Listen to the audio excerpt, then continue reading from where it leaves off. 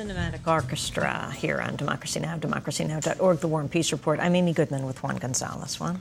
Well, 17 people were arrested in West Virginia Saturday during a series of protests against the coal industry.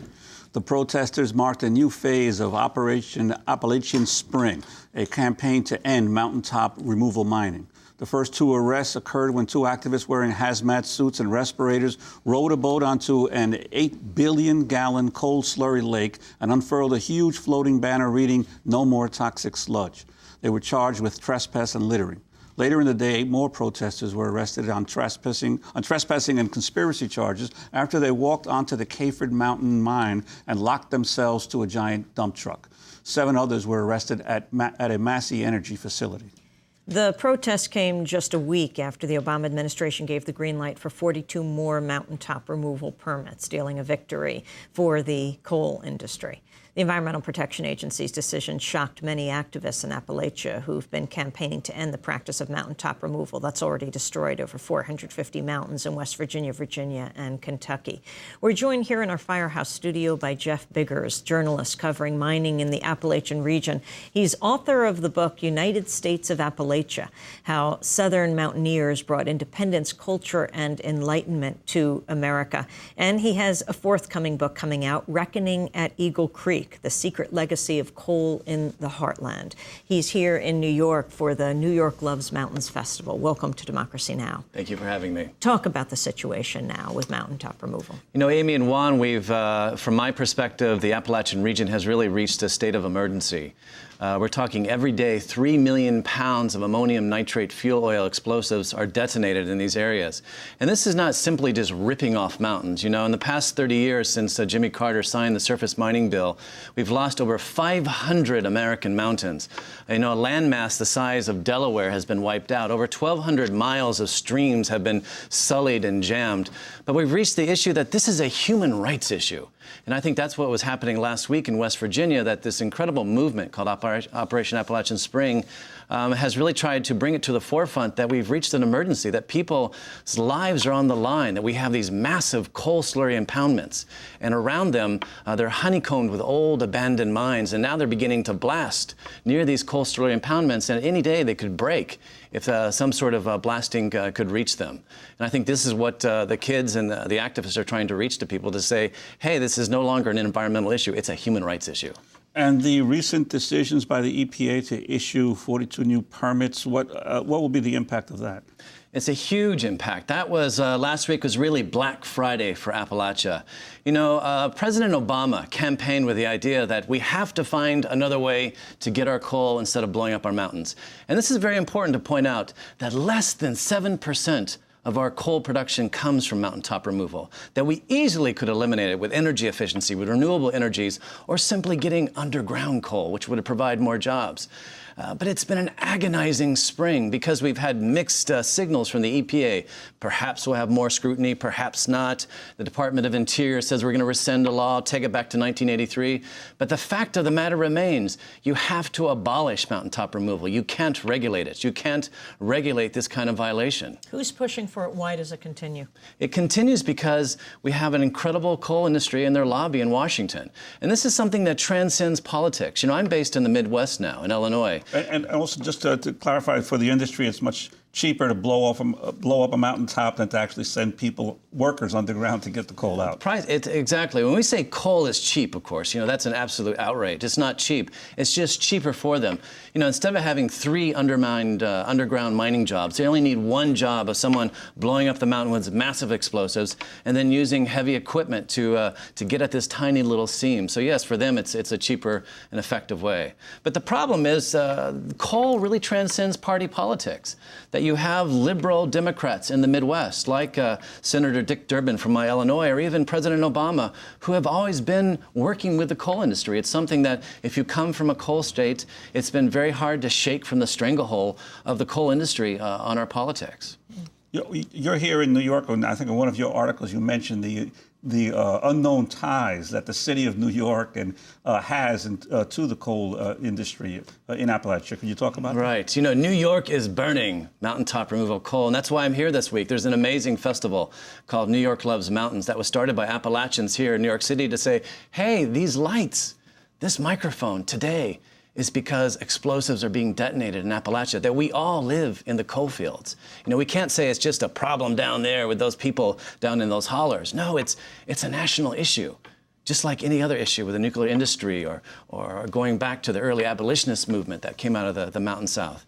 And so this festival this weekend, it begins with incredible, the first national touring production of a theater production looking at mountaintop removal theme, is to say that New York has to look at its connection to mountaintop removal. It needs to have a reckoning. And in fact, this fall, there will be legislation passing through the state legislature to say that if New York must have coal for your coal-fired plants, let's at least buy coal that doesn't come from blowing up the mountains. What about media coverage, Jeff Biggers of Appalachia?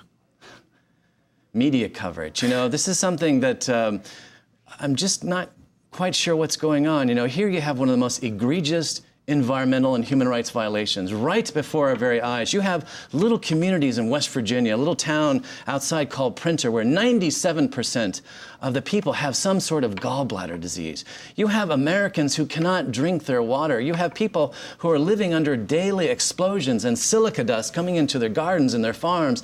People are having to be relocated and removed. And yet the mainstream media is not handling it. They're just sort of acting as if this is something that can wait, that's something it's not really an urgent issue. How has the American labor movement dealt with this issue?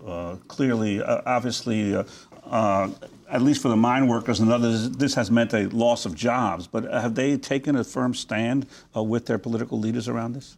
You know, the United Mine Workers, and I should say, you know, I'm a grandson of a coal miner. My granddaddy was a union coal miner. He suffered with black lung. And I appreciate the work of the United Mine Workers. They're the people who gave us our 8-hour workday. You know, we've struggled for 100 years to have a great union movement. But that movement has been broken really since the 1980s. And in West Virginia, in particular, they're still struggling just to survive. And what I don't understand is, instead of looking at the ramifications of mountaintop removal that has taken their jobs, that has absolutely plundered the industry and led to skyrocketing poverty rates, the United Mine Workers are hanging on to the scraps, and they're supporting mountaintop removal. In West Virginia, think about this, there are less than 1,000 jobs for the United Mine Workers in mountaintop removal. Less than 1,000 jobs. You know, they're really trying to hang on to the last crumbs of this industry, as opposed to saying, let's come up with another form of underground mining, or actually let's shift into some sort of clean energy that we can relocate and we can re-educate and retrain our miners to do. Talk about Operation Appalachian Spring, these protests that have been going on now, this civil disobedience. It gets very little coverage. Right. And this is really one of the most exciting movements in the country right now. I think we have definitely a parallel with the anti-nuclear movement back in the 1970s, or even the civil rights movement, that people are actually saying we have to go to the level of civil disobedience to get the attention, that we've reached this moment of crisis, that they simply can't wait. And so in January, it began in an area called the Coal River Mountain area in West Virginia, where an amazing wind project had been laid out that actually along the same range which they've granted the permits for mountaintop removal, a young man had come down and created an amazing wind project that would have created more jobs, more tax revenues, and a longer source of energy for the community rather than the strip mining. And in fact, it didn't get beyond just sort of the virtual effort. And so this Operation Appalachian Spring sprung out of that movement to say they're willing to go to the lengths of chaining themselves to have civil disobedience, literally to stop from blowing up Coal River Mountain, to save it for this incredible wind project could really be a breakthrough in the Appalachian coal fields for a new green economy. And are there any political leaders in the region who have been courageous enough to stand up to the coal industry? Yes, there's one man who's a great American hero, 94-year-old Ken Heckler. He was the great congressman, the only congressman who marched with Martin Luther King in Selma, Alabama, was this hillbilly from West Virginia, great Ken Heckler. And here he is, 94 years old, in West Virginia last week, and the state troopers refused to arrest him. You know, and Ken Heckler came to me and he said, President Obama needs to have a Harry S. Truman movement, a moment, that he must, like in 1948, when Harry S. Truman, against the Democratic Party, said we must integrate the military, and he did that on an executive order. And Representative Heckler saying we've reached that moment now, that President Obama must rise above this idea that we have to have a consensus, that we have to have some kind of compromise with the coal industry, that you can't compromise with evil. And Representative Heckler was willing to be arrested for this. I want to go to this congressman right now, to the congressman who, Congressman Heckler, you said 94 years old. We played a clip of him just the other day here on Democracy Now! The governors of West Virginia always call me an environmental extremist. You've got to be an extremist in order to achieve things. You've got to be ready to make enemies in order to accomplish something. And it's absolutely necessary that the people here today continue to demonstrate against this highly destructive practice. There you have it, West Virginia Congressman Heckler.